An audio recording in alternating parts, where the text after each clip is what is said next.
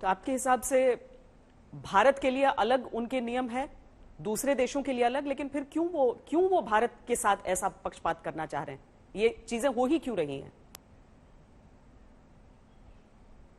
आपने बहुत ही अच्छा सवाल किया है। तो आप देश के कानून मंत्री और देश के आईटी मंत्री से बात कर रही हैं, संचार मंत्री से।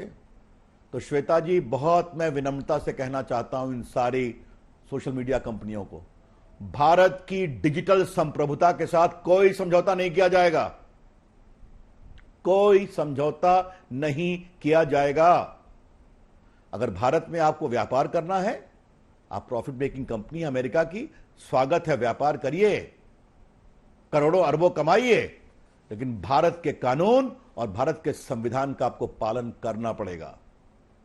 यह बात बहुत विनम्रता से लेकिन सख्ती से मैं बता रहा हूं, और इसके लिए हम कार्रवाई कर रहे हैं। और फिर सरकार का इसमें कोई हस्तक्षेप नहीं है।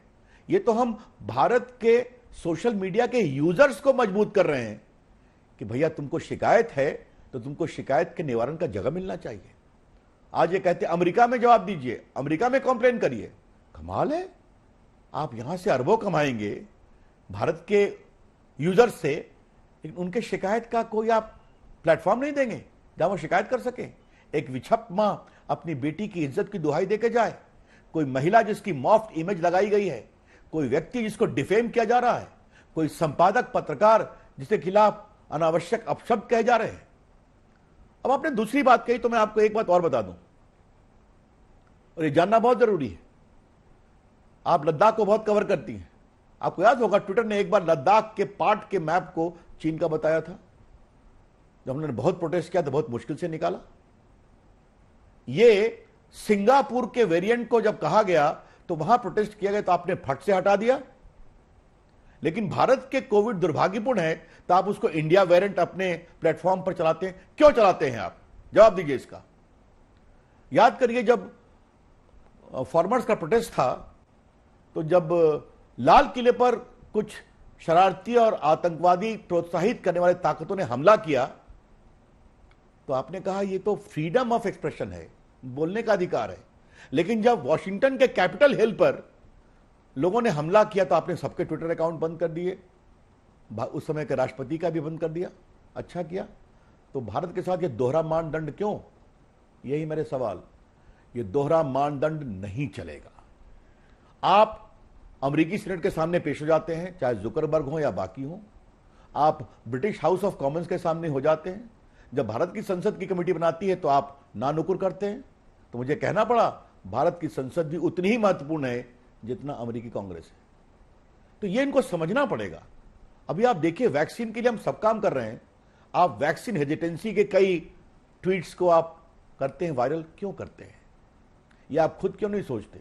और एक तरफ आप कहते हैं कि अभिव्यक्ति की आजादी, और दूसरा आपने एक कानून बना दिया है किसका ट्विटर अकाउंट हम ब्लॉक करेंगे और किसका नहीं करेंगे ये हम ही तय करेंगे।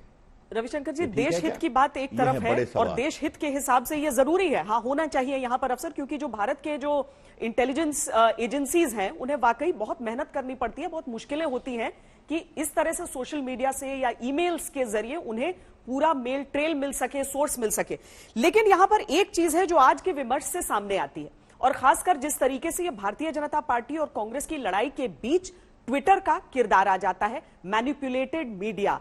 भारतीय जनता पार्टी के कुछ नेताओं के ट्वीट के साथ इस शब्द का इस्तेमाल उन ट्वीट्स के साथ जहां पर कांग्रेस के टूल किट की बात की जाती है, और इसीलिए विमर्श में यह सवाल उठ जाता है कि कहीं यह सरकार की तरफ से बैकडोर सेंसरिंग तो नहीं है।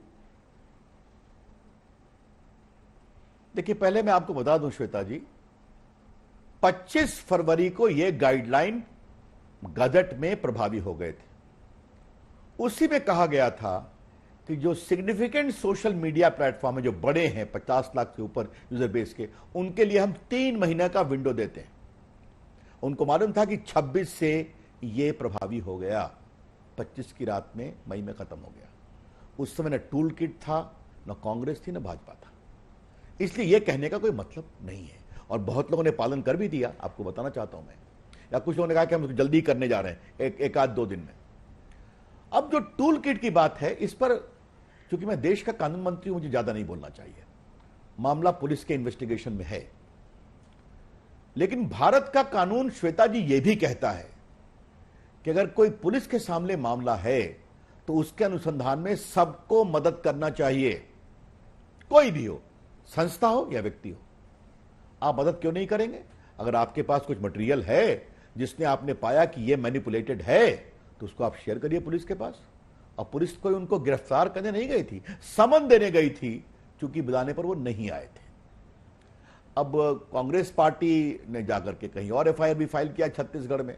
अब उनको घबराहट हो रही है, यहां इन्वेस्टिगेशन हो रहा है तो उनसे सवाल पूछे जाएंगे। अब इस पर मुझे कुछ नहीं कहना है, लेकिन बड़ा सवाल इससे एक और निकलता है, वो मैं आपके सामने आपके दर्शकों के विचारार्थ रख रहा हूं। यह सभी प्लेटफॉर्म है, इस पर कोई भी व्यक्ति अपनी अभिव्यक्ति की बात कह सकता है। हां, अगर कोई आतंकवाद का प्रमोशन है, कोई महिला की डिग्निटी का कॉम्प्रोमाइज है, तो इसमें वो कार्रवाई करना भी चाहिए।